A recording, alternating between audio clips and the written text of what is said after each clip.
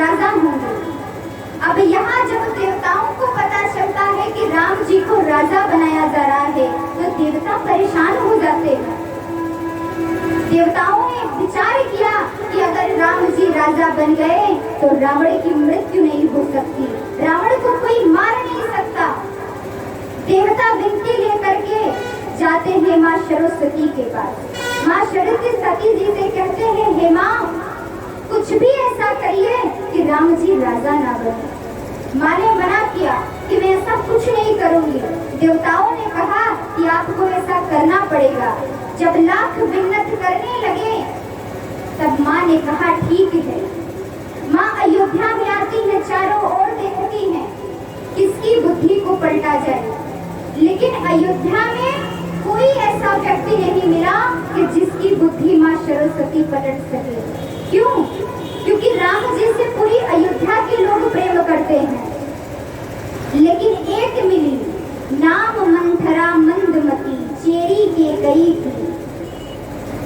ये कौन है? मंथरा ककेई के मिली, दहेज में आई।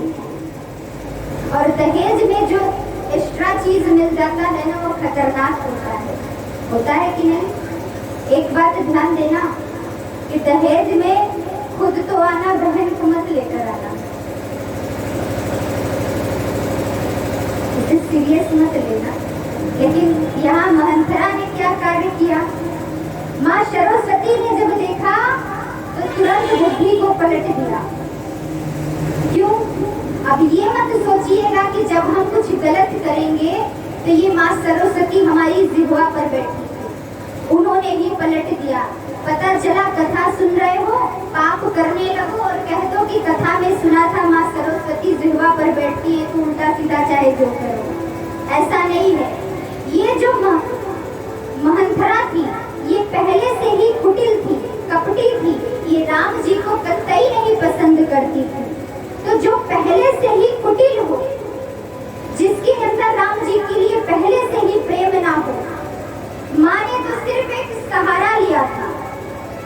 और यहाँ जब वो देखती है चारों ओर, तो आज देखिए राम जी राजा बनाए जाएंगे, बड़ी उत्सव मनाई जा रही है। अब वो घूम फिर के देख रही है ये क्या हो रहा है।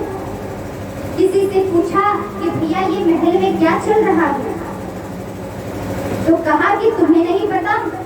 अरे हमारे राम जी को राजा बनाया जा रहा है, उसी की तैयारियां चल रही है। जैसे ही सुना, मंथरा दौड़कर कहाँ जाती है? ककेई महारानी के पास।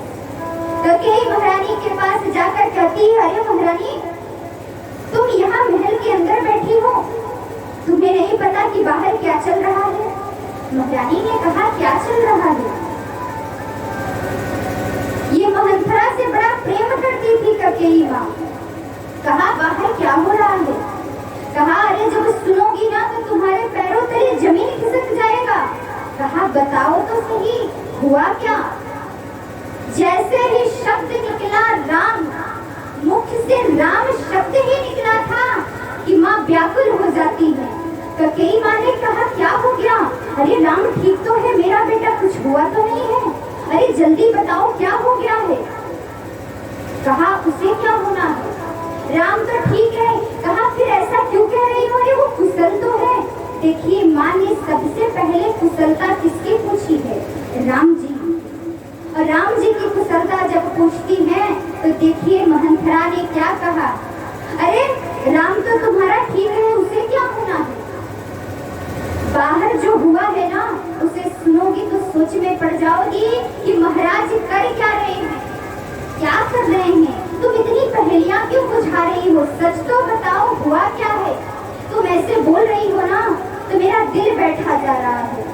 जैसे ही महारानी ने ये बात कहा, मंथरा कहती है कि तुम्हें पता है कि राम को राजा दशरथ राजा बना रहे हैं। जैसे ही सुना महारानी नाचने लगी खुश होकर। अरे तू सत्य कह रही है? क्या सच में ऐसा है? क्या मेरे पुत्र राम को राजा बनाया जा रहा है? अगर तू सत्य कह रही है ना तो देख, तू जो मांगेगी वो इनाम में तुझे दूंगी अगर ये बात सत्य हो गई। देखिए यहाँ कितनी प्रसन्न हो रही है माँ सुनकर कि मेरा पुत्र राजा बनेगा। देखा कि मैं क्या करने आई थी और ये क्या हो रहा है। मंथरा ने कहा कि तुम इतना प्रसन्न क्यों हो रही हो। कहा क्यों नहीं हो, अरे मेरा पुत्र राजा बन रहा है, इससे बढ़ के माँ के लिए और क्या हो सकता है। मंथरा कहती है कि तुम सोच कहाँ से रही हो। अरे जिस दिन राम राजा बन गए ना, उस दिन तुम्हारा पुत्र भरत एक दास बन के रह जाएगा। जैसे ही ये बात कहती है मंथरा, क्रोध आया, महारानी ने एक थप्पड़ मारा, वो जमीन पर जाकर गिरती है। कहा आज कहा है, आज के बाद ये बात दोबारा मत कहना, वरना मैं तेरी जिह्वा खींच लूंगी। अरे मैं अपने संतान में भेदभाव थोड़ी करती हूँ।